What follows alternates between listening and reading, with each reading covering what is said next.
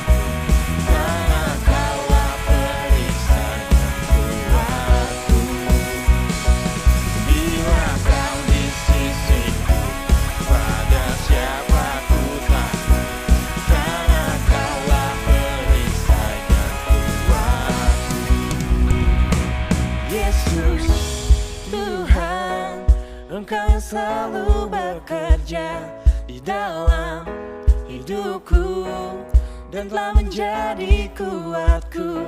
Sekarang aku selalu kan meninggikanmu, kesetiaanmu besar di dalammu. Tuhan, Engkau selalu bekerja di dalam hidupku dan telah menjadi kuatku. Sekarang aku selalu kan meninggikanmu, kesetiaanmu besar di dalamku.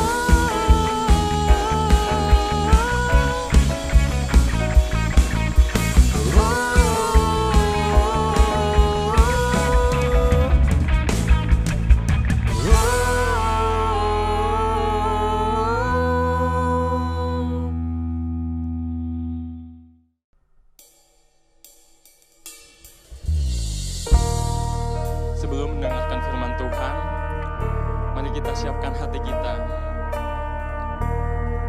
Kita minta waktu buat Tuhan agar Tuhan membentuk hati kita lebih dalam lagi. Mari kita bawakan lagu ini dengan sungguh-sungguh lagi. Dan kita katakan, bejana-Mu Tuhan.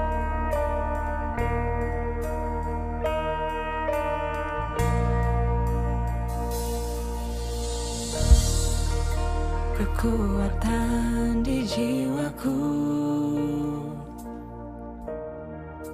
ketenangan batinku ada dalam hadirat-Mu, ku menyembah-Mu.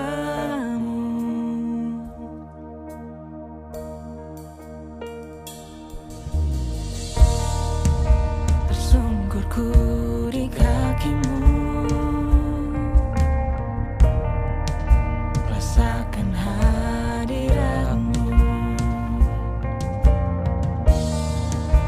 Takkan ku melepaskan-Mu, Kau cahaya bagiku. Mengiring-Mu seumur hidupku, masuk dalam rencana-Mu Bapa. Pikiranku, kehendakku, ku serahkan padamu. Harapanku hanya di dalam-Mu, ku kan teguh bersama-Mu Tuhan. Jadikanku bejana-Mu untuk memuliakan-Mu.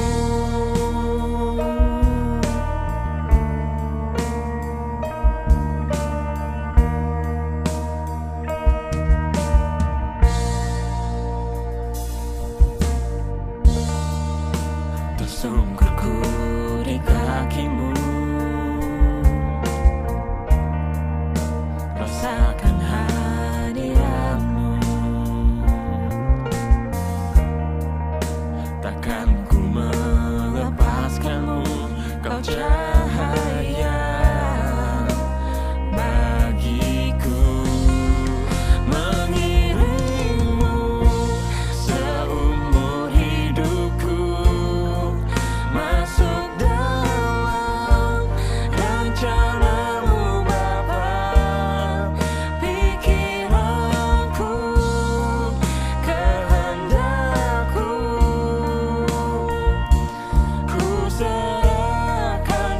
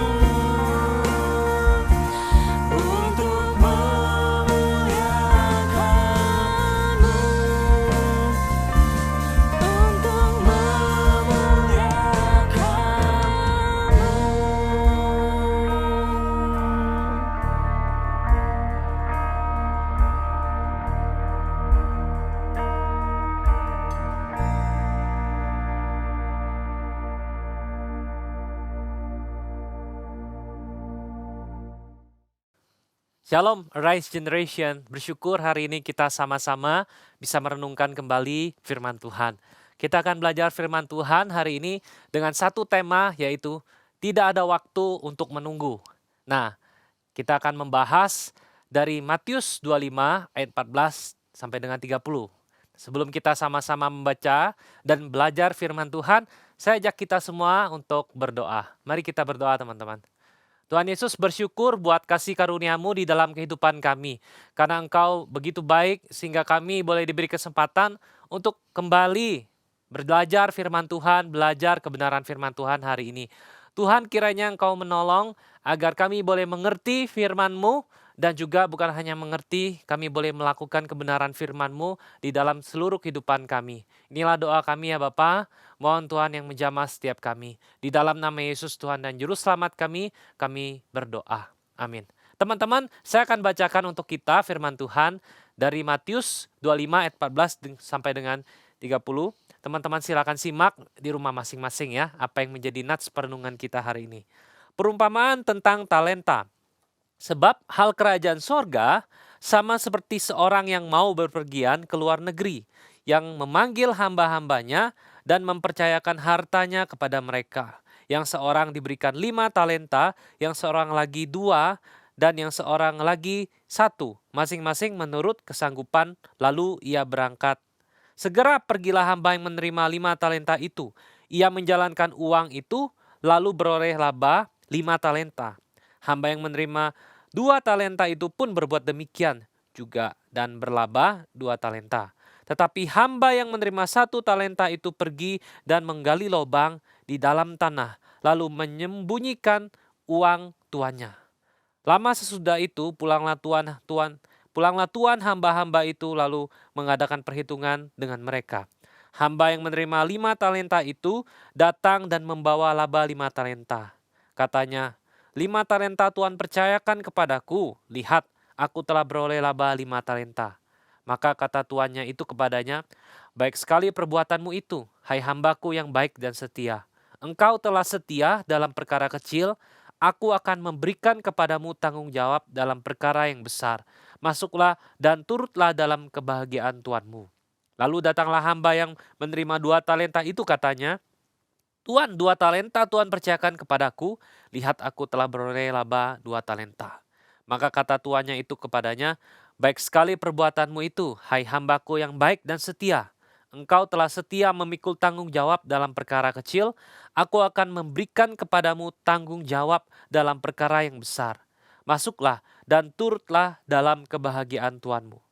Kini datanglah juga hamba yang menerima 1 talenta itu dan berkata, Tuan, aku tahu bahwa Tuhan adalah manusia yang kejam, yang menuai di tempat di mana Tuhan tidak menabur dan yang memungut dari tempat di mana Tuhan tidak menanam.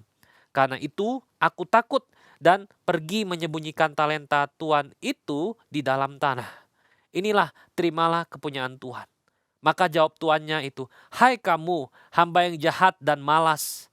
Jadi kamu sudah tahu bahwa aku menuai di tempat di mana aku tidak menabur dan memungut dari tempat di mana aku tidak menanam. Karena itu sudahlah seharusnya uangku itu kau berikan kepada orang yang menjalankan uang, supaya sekembalinya aku menerimanya serta dengan bunganya. Sebab itu ambillah talenta itu daripadanya dan berikanlah kepada orang yang punyai 10 talenta itu. Karena setiap orang yang punyai kepadanya telah diberi, sehingga ia berkelimpahan. Tetapi setiap orang yang tidak mempunyai, apapun juga yang ada padanya akan diambil daripadanya. Dan campakkanlah hamba yang tidak berguna itu ke dalam kegelapan yang paling gelap. Di sanalah akan terdapat ratap dan kertaki. Teman-teman, sekian panjang pembacaan firman Tuhan. Kenapa saya mengajak kita baca semua ayat ini? Agar kita semua menangkap keseluruhan dari cerita dari bagian ini. Teman-teman, Alkitab mencatat sebuah perumpamaan di perumpamaan yang kita baca. Kerajaan sorga. Perhatikan baik-baik. Ini adalah perumpamaan tentang kerajaan sorga. Kerajaan sorga itu diumpamakan Tuhan Yesus seperti seorang tuan yang ingin pergi ke luar negeri. Dan dia punya 3 orang hamba. Nah, sebelum dia pergi, ketiga orang hamba ini dibekali dengan uang sebagai modal mereka membuka usaha. Dan masing-masing mereka mendapatkan jumlah yang berbeda-beda, teman-teman. Orang yang pertama dikatakan mendapat 5 talenta, orang kedua mendapat 2 talenta, dan orang ketiga mendapat 1 talenta. Nah mungkin kita bertanya, teman-teman bertanya, kenapa tuannya hanya memberikan 1 talenta kepada hamba yang terakhir? Kenapa beda-beda? Apakah tuannya pilih kasih? Apakah tuannya itu tidak mengasihi hamba yang terakhir yang makanya dikasih cuma 1 talenta? Ternyata tidak demikian teman-teman. Perhatikan di ayat 15 yang kita baca tadi. Di situ ada penekanan seperti ini. Masing-masing menurut kesanggupannya. Artinya sang tuan sudah kenal betul ketiga hambanya ini. Dia tahu dengan baik. Dia tahu sampai di mana kemampuan mereka. Dia tahu sampai di mana kesanggupan mereka untuk mengolah uang yang dipercayakan kepada mereka. Dan dia tahu bekal ini cukup atau tidak untuk mereka. Jadi di sini sang tuan sudah bertindak adil teman-teman terhadap siapa? Ketiganya. Ia telah memberikan kepada para hambanya modal sesuai dengan kemampuan dan kapasitas mereka masing-masing untuk mengelolanya. Nah, dan jangan salah. Ditambah lagi satu hal penting yang harus kita semua ketahui. 1 talenta itu bukan jumlah yang sedikit. 1 talenta itu jumlah yang sangat banyak teman-teman. Jadi 1 talenta itu nilainya kurang lebih 6.000 dinar. Dan 1 dinar itu upah 1 hari kerja pada zaman itu. Ya, jadi pekerja biasanya bekerja mendapat upah per hari 1 dinar umumnya pada waktu itu. Jadi kalau kita total ya 1 talenta itu upah 6.000 hari kerja. Kalau dihitung secara kasar ya 6.000 kita bagi 365 hari. Jadi 1 talenta itu sama dengan upah yang kita kumpulkan 16 tahun lebih bekerja. Tidak dihitung hari Minggu ya teman-teman. Ini suatu jumlah yang sangat banyak. Teman-teman bisa hitung sendiri di rumah berapa jumlahnya. Jadi tidak ada alasan bagi hamba-hamba tersebut untuk berkata saya kurang. Bahkan yang 1 talenta pun itu lebih dari cukup untuk dia melakukan sesuatu. Untuk dia berbuat sesuatu. Demikianlah fakta yang harus kita ketahui teman-teman. Singkat cerita, dikisahkan di dalam perumpamaan yang kita baca, sang tuan pun pergi ke luar negeri. Dan ketiga hamba tersebut mengambil keputusan masing-masing terhadap apa yang telah tuannya percayakan kepada mereka. Dikatakan hamba yang menerima 5 talenta dan 2 talenta mengambil langkah yang sama. Apa yang mereka lakukan? Setelah tuannya pergi, mereka segera bergerak, bertindak, tidak menunda-nunda. Mereka memulai pekerjaan teman-teman. Dengan modal yang diberikan pada mereka masing-masing. Dan sampai akhirnya keduanya mendapat untung 100%. Dikatakan yang memiliki 5 talenta mendapat keuntungan 5 talenta. Dan yang memiliki 2 talenta mendapat keuntungan 2 talenta. Jadi yang 5 jadi 10, yang 2 jadi 4. Sementara yang 1 talenta, yang dipercayakan 1 talenta, jumlah yang sangat banyak ini, dia malah memilih untuk tidak berbuat apa-apa. Bahkan Alkitab mencatat dia menguburkan talenta yang dipercayakan kepadanya. Nah pertanyaannya, kenapa dia melakukan hal tersebut? Apakah karena modalnya kurang? Tidak teman-teman, modalnya lebih dari cukup. Apakah dia tidak mampu untuk mengolahnya? Dia mampu, dia punya kapasitas untuk itu. Jadi kenapa alasan dia sampai menimbun, sampai mengubur talenta yang dipercayakan kepadanya? Ternyata alasannya adalah pertama, dia memiliki pandangan yang buruk tentang tuannya. Kelihatan dari mana? Dari ayat yang kita baca. Hamba yang ketiga yang menerima 1 talenta ini berkata seperti ini. Tuanku itu tuan yang jahat. Dia manusia yang kejam. Yang menuai di tempat di mana dia tidak menabur. Dan yang memungut dari tempat di mana dia tidak menanam. Daripada aku berjeri lelah, capek-capek, dia yang dapat untung, lebih baik aku biarkan saja talenta ini. Dia malas. Dia malas bekerja. Dan dia tidak ingin orang lain menikmati hasil pekerjaannya. Dia tidak ingin tuannya itu mendapatkan hasil, menikmati hasil dari pekerjaannya. Di dalam hatinya dia berpikir, toh seandainya kalau aku berjuang keras, yang untung Tuhanku. Dan ketika aku gagal, maka kemungkinan apa yang terjadi? Kemungkinan nanti aku juga yang harus membayar ganti rugi dari kerugian hasil usahaku. Aku harus bayar lagi kepada Tuhanku. Jadi pilihan yang terbaik yang akan aku kerjakan adalah aku akan menimbun semua talenta yang Tuanku ini percayakan karena dia jahat. Aku takut nanti terjadi sesuatu terhadap diriku Dan ketika aku kembali, aku akan mengembalikan semuanya kepadanya. Dengan begitu, tidak ada yang dirugikan. Jadi aku tidak usah capek-capek dan aku tidak rugi. Dia juga Tuanku tidak akan diuntungkan. Nah, itulah pandangan dari hamba yang ketiga ini. Pandangannya tentang tuannya begitu buruk. Padahal teman-teman, apakah hambanya tuan yang tuan daripada ketiga hamba ini punya hati yang jahat? Ternyata tidak, teman-teman. Dari bagian yang kita baca sangat jelas dikatakan tuannya itu begitu mengenal mereka bertiga. Dan tuannya itu begitu bermurah hati kepada mereka. Tuannya sebenarnya telah punya rencana yang indah terhadap mereka bertiga. Jadi tuannya itu punya plan. Ketika mereka setia dan bertanggung jawab atas perkara yang dipercayakan pada mereka saat itu, maka apa yang terjadi ketika mereka berhasil setia, tuannya itu akan memberikan upah yang lebih besar kepada mereka bertiga. Tapi hamba yang ketiga ini tidak mengenal siapa tuannya. Dia menuduh tuannya sebagai orang yang jahat, yang suka mengambil keuntungan dari kerja keras orang lain. Dia bahkan tidak ingin tuannya mendapat keuntungan dari kerja kerasnya. Jadi dia ini hamba yang jahat. Kalau hamba yang benar itu memikirkan keuntungan tuannya. Dia hamba yang jahat, tidak mau tuannya sukacita. Dia tidak setia, dia malas. Akhirnya apa yang terjadi? Dia melakukan hal yang sangat tidak terpuji pada waktu itu di dalam perumpamaan ini.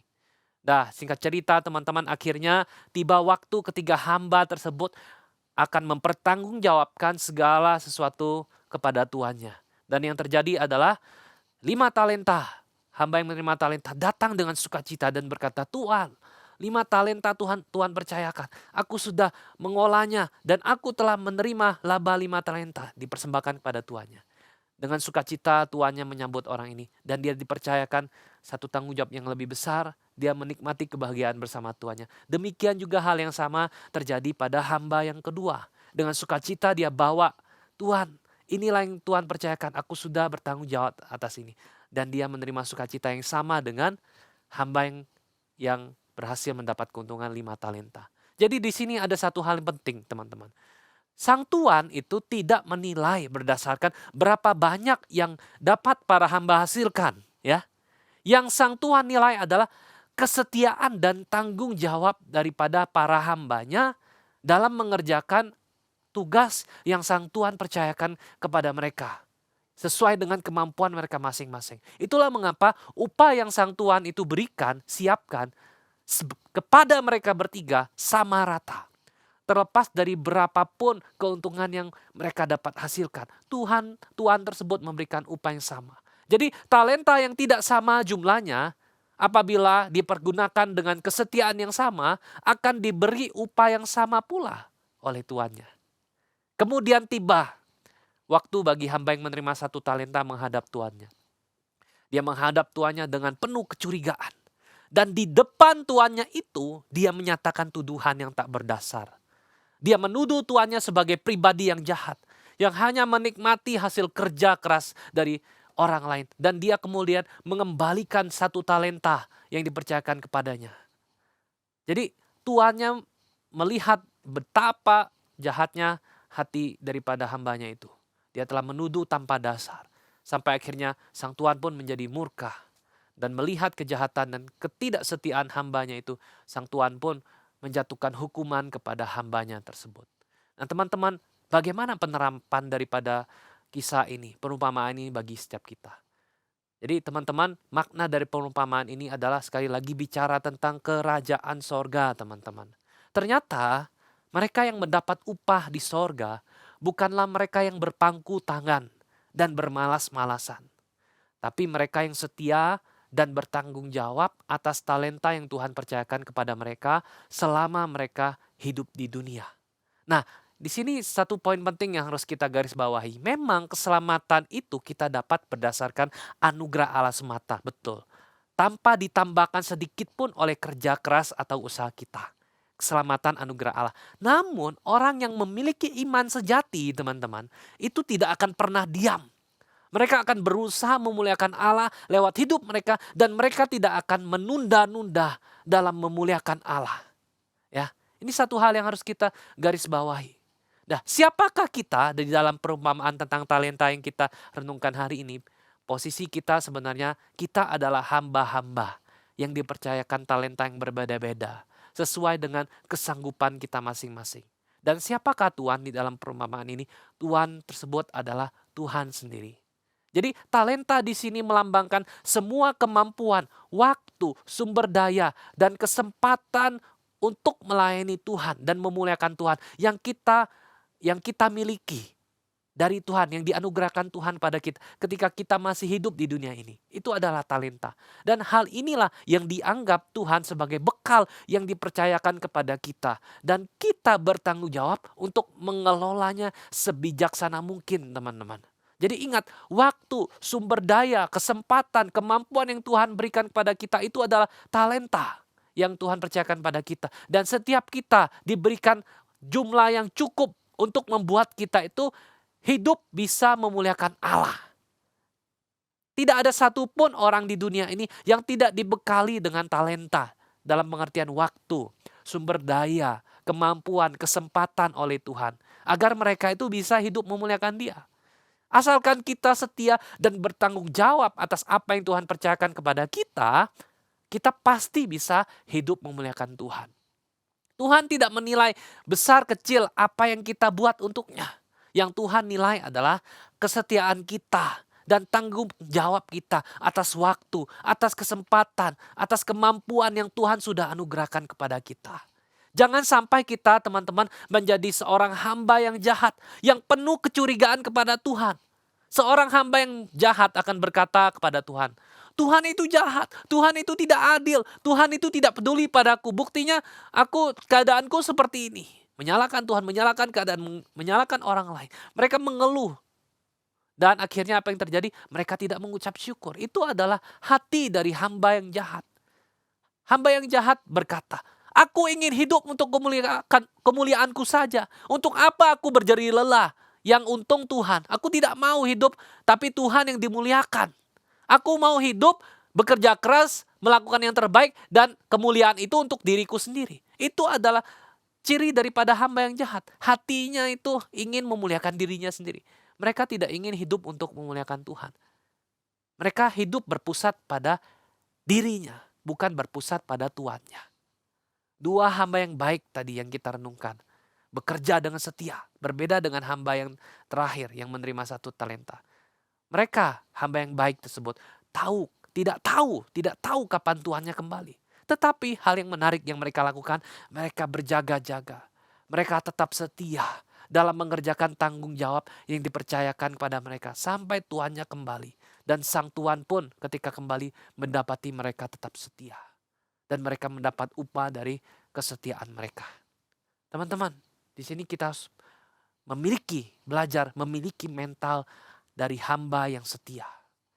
Jangan menunda-nunda. Saya ingin ingatkan kita sekali lagi. Teman-teman masih muda, betul. Tapi jangan kita menunda-nunda untuk memuliakan Tuhan. Karena kita tidak tahu sampai kapan kita hidup di dunia ini. Tidak ada yang tahu.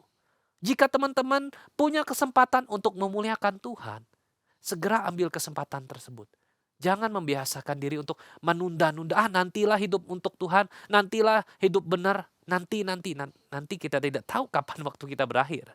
Jadi jangan menunda. Sebab kesempatan yang sama itu belum tentu datang 2 kali, teman-teman. Ingat, muliakan Tuhan dimanapun kau berada. Muliakan Allah di sekolahmu. Lewat tanggung jawabmu dalam belajar, kerjakan dengan baik.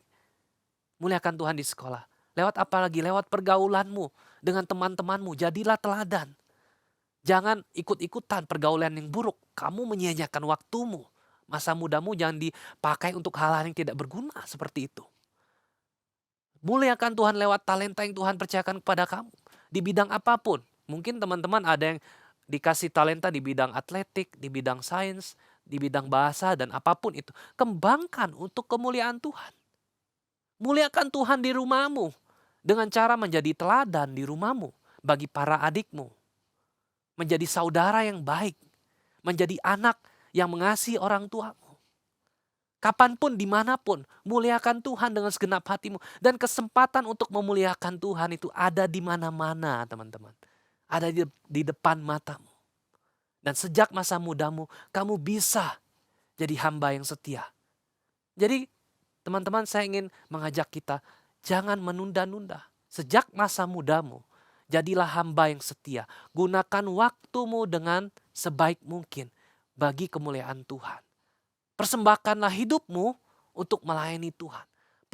Pergunakan talenta yang Tuhan percayakan kepadamu untuk melayani Tuhan. Hiduplah bukan untuk dirimu sendiri, tapi untuk Tuhanmu. Yaitu siapa? Tuhan Yesus Kristus. Jangan tunggu nanti, tapi bertindaklah sekarang. Amin. Biarlah Tuhan Yesus memberkati kita semua. Mari kita berdoa. Tuhan Yesus, inilah kebenaran firman Tuhan yang sama-sama kami pelajari. Ajar kami untuk setia Tuhan, menggunakan setiap waktu kesempatan yang ada untuk memuliakan Tuhan dengan segala kemampuan kami.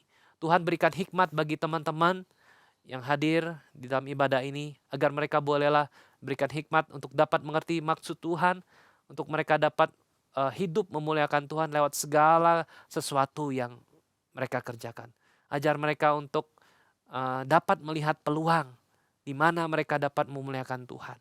Kau berkati mereka agar mereka menjadi terang di sekolah, terang di rumah, terang di dalam pergaulan, dimanapun mereka berada sejak masa muda.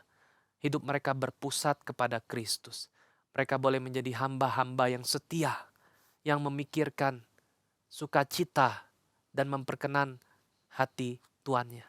Tuhan, hamba berdoa buat masa depan mereka. Biarlah di masa depan mereka menjadi orang-orang yang sungguh-sungguh mengasihi Tuhan, sungguh-sungguh memuliakan Tuhan. Kau tuntun hidup mereka satu persatu ya Bapa. Biarlah mereka sungguh tidak menunda-nunda untuk memuliakan Tuhan. Mereka segera bertindak dan mereka diubahkan. Hari ini mereka sungguh-sungguh yang belum menyerahkan diri kepada Kristus. Mereka boleh menyerahkan diri, mereka boleh bertobat. Dan mereka boleh memulai hidup yang baru di dalam Kristus. Dan mereka boleh menjadi hamba yang setia.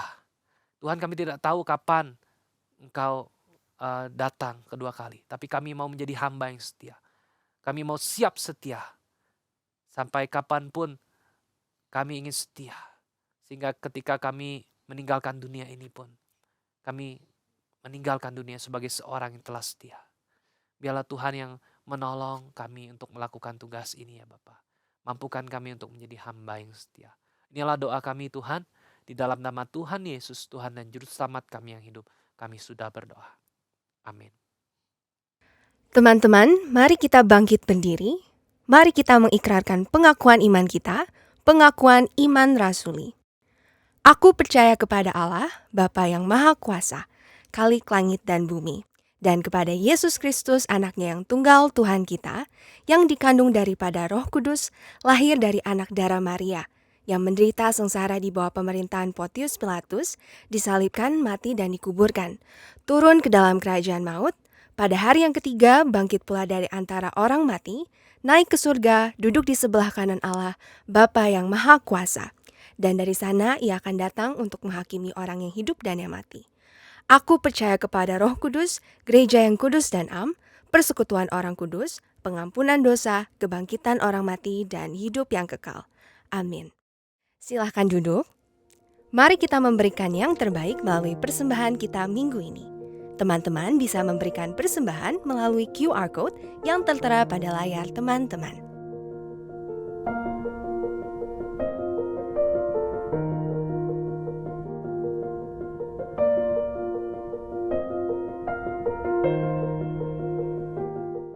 Teman-teman, arahkanlah hatimu kepada Tuhan dan terimalah berkat Tuhan.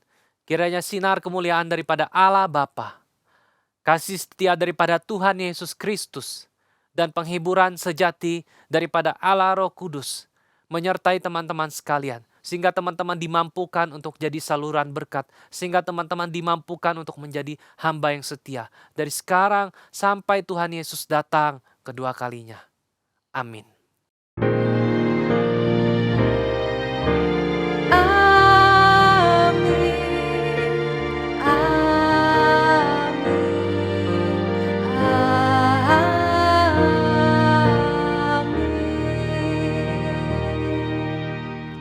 Ibadah selesai, teman-teman dipersilahkan untuk saat teduh. Tuhan Yesus memberkati.